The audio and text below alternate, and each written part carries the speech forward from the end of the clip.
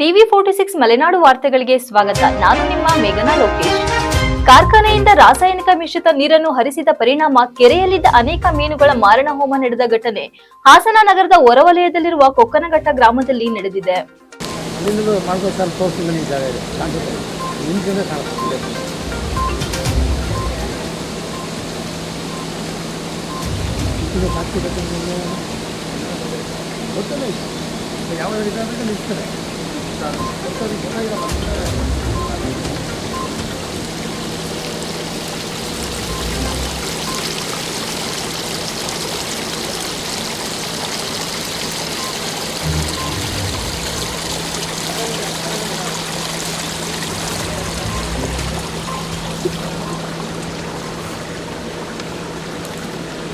ಕಾರ್ಖಾನೆಯಿಂದ ರಾಸಾಯನಿಕ ಮಿಶ್ರಿತ ನೀರನ್ನು ಹರಿಸಿದ ಪರಿಣಾಮ ಕೆರೆಯಲ್ಲಿದ್ದ ಅನೇಕ ಮೀನುಗಳ ಮಾರಣ ಹೋಮ ನಡೆದ ಘಟನೆ ನಗರದ ಹೊರವಲಯದಲ್ಲಿರುವ ಕೊಕ್ಕನಘಟ್ಟ ಗ್ರಾಮದಲ್ಲಿ ನಡೆದಿದೆ.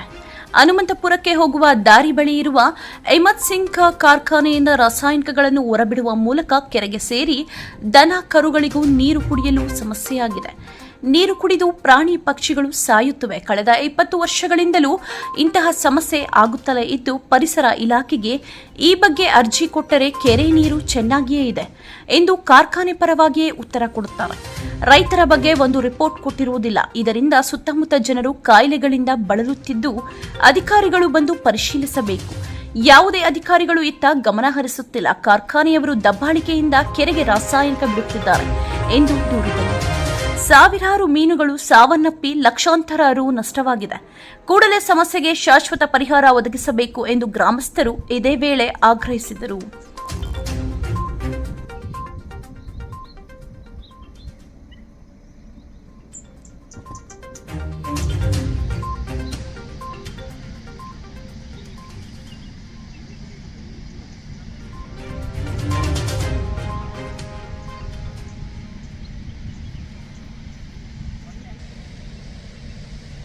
ಅಂತೇಳಿ ಕೊಕ್ಕನಘಟ್ಟ ಗ್ರಾಮದ ರೈತ.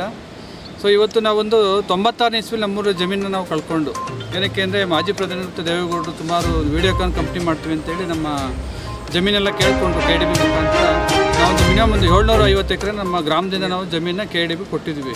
ಕೊಟ್ಬಿಟ್ಟು ಇವತ್ತೇನು ತುಂಬ ಕಷ್ಟ ಅನುಭವಿಸ್ತಿದ್ವಿ ಅಂದರೆ ಯಾವುದೇ ಥರದ ನಮ್ಮ ಗ್ರಾಮದ ಯುವಕರಿಗೆ ಕೆಲಸ ಇಲ್ಲ ಅಂತೇಳಿ ಏನು ಮಾಡಿದ್ರು, ನಮ್ಮಲ್ಲಿ ಇದು 23 ಎಕರೆ ನಮ್ಮ ಕೆರೆ ಗ್ರಾಮದ ಕೆರೆನ ಊರೆಲ್ಲ ಕೂತ್ಕೊಂಡು ತೀರ್ಮಾನ ಮಾಡಿ ನಾವೊಂದು 20 ಜನ ಯುವಕರು ಉದ್ಯೋಗ ಇಲ್ಲ ಅಂತ ಹೇಳ್ಬಿಟ್ಟು ಕೆರೆನ ನಾವು ಮೀನು ಸಾಕಾಣಿಕೆಗೆ ಊರಿನ ಗ್ರಾಮಸ್ಥರ ಮುಖಾಂತರ ಎಲ್ಲ ಒಪ್ಕೊಂಡು ಊರಿಗೂ ಕೂಡ 12 ಲಕ್ಷ ಕಟ್ಕೊಟ್ಟಿದ್ವಿ. ಮುಂದೆ ಮೀನು ಬಿಟ್ಟಿರೋದು ಕೂಡ ಮೀನು ಸಾಕಾಣಿಕೆಗೆ ಅಂತೇಳಿ 12 ಲಕ್ಷಕ್ಕೆ ನಾವು ಊರಿಗೆ ಗ್ರಾಮದವರಿಗೆ ನಾವು ದುಡ್ಡು ಕಟ್ಬಿಟ್ಟು ನಾವು ಯುವಕರು ಕೆಲಸ ಯಾರಿಲ್ಲ ಅವ್ರುಗಳು ಸೇರಿ ನಾವು ಮೀನು ಸಾಕಾಣಿಕೆ ಮಾಡ್ತಾಯಿದ್ದು. ಸುಮಾರು ಇದು 2ನೇ ಬಾರಿ ಈ ಘಟನೆ ಆಗಿರೋದು. ಇದೇ ಥರ ಈಗ ಒಂದು 2 ವರ್ಷದಿಂದ ಕೂಡ ಹಾಗೆ ಮೀನೆಲ್ಲ ಸತ್ತೋಗಿತ್ತು. ಆ ಮೀನು ಸತ್ತೋದಾಗಲೂ ಕೂಡ ಸಂಬಂಧಪಟ್ಟ ಅಧಿಕಾರಿಗಳು ಬರ್ತಾರೆ. ಈಗ ಪೊಲ್ಯೂಷನ್ ಬೋರ್ಡ್ ಆಗ್ಬೋದು, ಬೇರೆ ಬೇರೆ ಸಂಬಂಧಪಟ್ಟ ಪೊಲೀಸ್ ಇಲಾಖೆ ಆಗ್ಬೋದು, ಎಲ್ಲ ಬರ್ತಾರೆ, ನೋಡ್ತಾರೆ, ಹೋಗ್ತಾರೆ. ಬಟ್ ಯಾವುದೇ ಥರದ ಪರಿಹಾರ ನಮ್ಮ ರೈತರಿಗೆ ಸಿಗ್ತಾ ಇಲ್ಲ. ಅದೇ ರೀತಿ ಕೂಡ ಇವತ್ತು ನಾವು ನಮ್ಮ ಒಂದು 120 ಎಕರೆ ಗದ್ದೆ ಇದೆ ನಮ್ಮ ಕೊಕ್ಕನಘಟ್ಟ ಗ್ರಾಮದಲ್ಲಿ.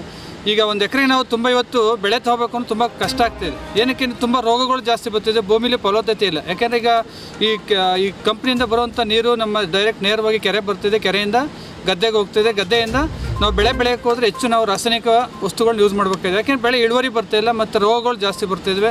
ಈಗ ಅದೇ ಅನ್ನ ನಾವು ಊಟ ಮಾಡಬೇಕಾಗಿದೆ. ಇವತ್ತು ಭತ್ತ ಬೆಳೆದಂತನ ಅನ್ನ ಊಟ ಮಾಡೋದ್ರಿಂದ ನಮಗೆ ರೋಗಗಳು ಕೂಡ ಜಾಸ್ತಿ ಬರ್ತಾಯಿದೆ. ಮತ್ತು ಅದೇ ರೀತಿ ಕೂಡ ನಮ್ಮ ಗ್ರಾಮದಲ್ಲಿ ಕೆರೆ ಪಕ್ಕ ಒಂದು ಅಂಗನವಾಡಿ ಇದೆ.